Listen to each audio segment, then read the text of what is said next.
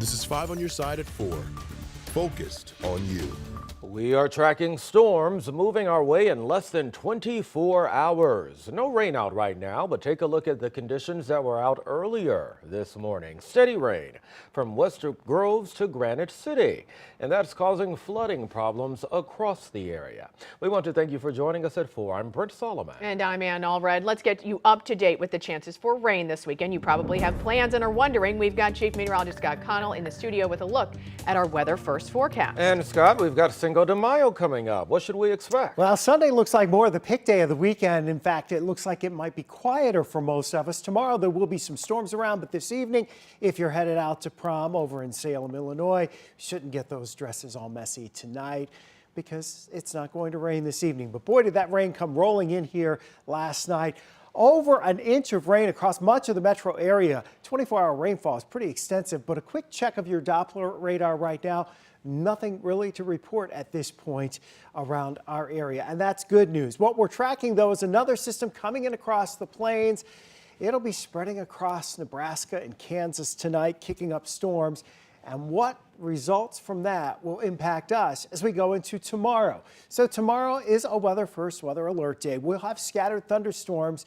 The timing on that, from 2 p.m. until 7 p.m. for the stronger storms. And 2 p.m. is far western portions of the 5 on your side viewing area. St. Louis proper, we're talking 5 to 7 p.m. After that, the chances of stronger storms diminishing quickly. The threats, well, there could be some isolated gusty winds in some of those storms to 60 miles per hour and maybe hail up to the size of quarters, which is about 1 inch. But we think those storms will be few and far between.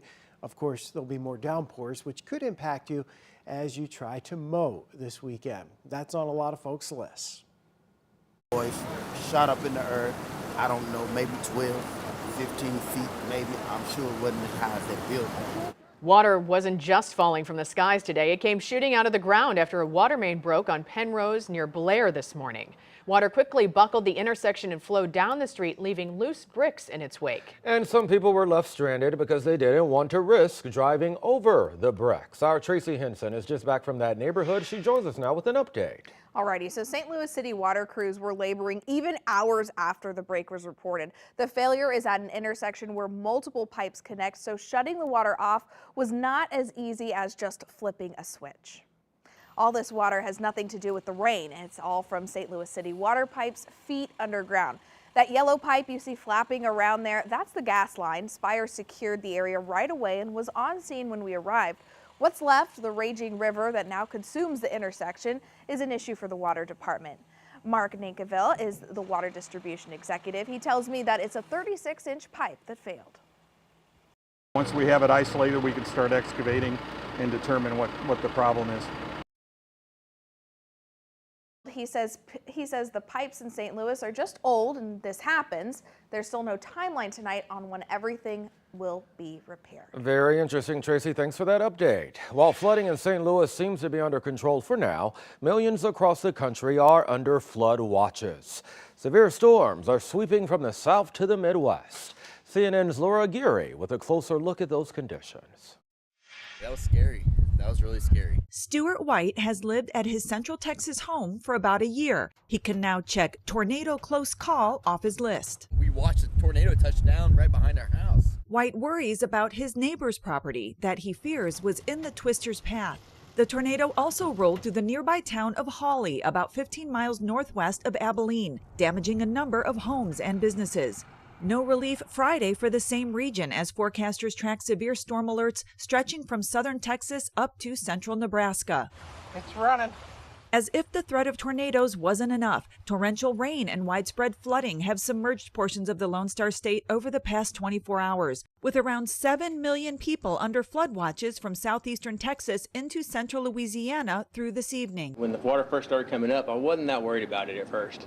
Until today. Some homes along the banks of the swollen San Jacinto River now only accessible by boat. I'd probably say this came up over a foot and a half in an hour. The East Fork of the San Jacinto could crest nearly 77 feet this weekend, prompting mandatory evacuations for nearby residents. More than 30 river gauges in the area are expected to experience some degree of flooding Friday, with over half potentially reaching major levels. Hopefully this is the end of it. I'm Laura Aguirre for 5 on Your Side.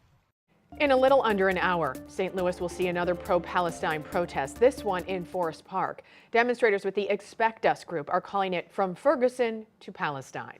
It will be at the intersection of Forest Park Parkway and Skinker. Starts at 5 o'clock tonight. Earlier today, Washington University prepared for the upcoming protest by putting up barricades at the nearby campus entrance.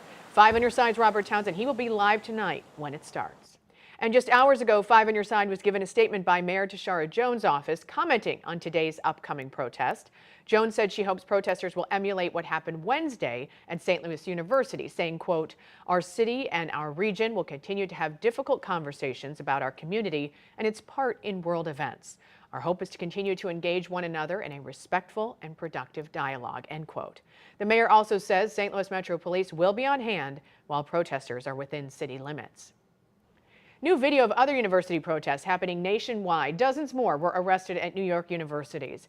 NYPD officers were called to clear out 2 protests, including an encampment. This was at 2 separate colleges, NYU and the New School.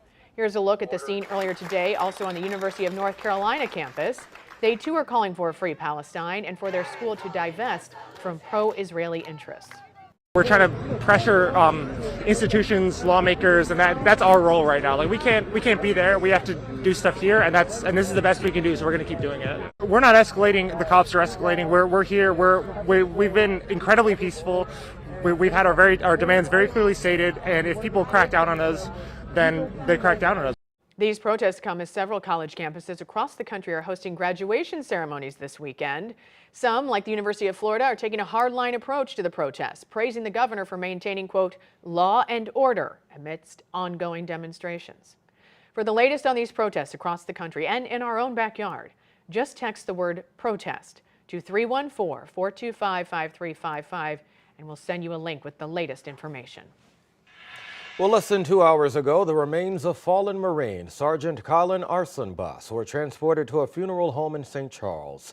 Many gathered to watch that procession along I-70 this afternoon. The portion of the interstate between St. Louis Lambert Airport and the funeral home closed for about an hour.